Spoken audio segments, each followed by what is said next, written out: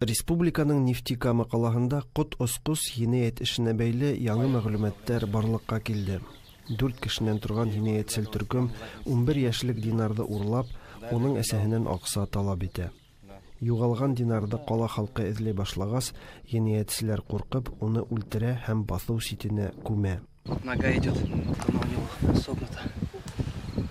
Асыклануынса, Динарды 18 яшьлек егет үлтергән. Ерде казып, уның киеме һәм аяк киеме күренгәс тә, ул хактап илай башлай. Әмма Динардың әсәһе җинаятьченең үз гаебен тануына ышанмай. Баланы тере килеш ошо урынга килтереп, уның күз алдында сокыр кадалар. Бындай вахшиләрсә җинаять кылучыларның бер хүзенә лә ышанмаем тине малайның әсәһе. Подошел к яме, посмотрел, заплакал, обратно к машине пошел. Я его сзади догнал, попытался свернуть ему голову, так, на что он упал. Я дальше голову держал, попробовал еще 2 раза, сделал, думал, сломаю ему шейный позвонок.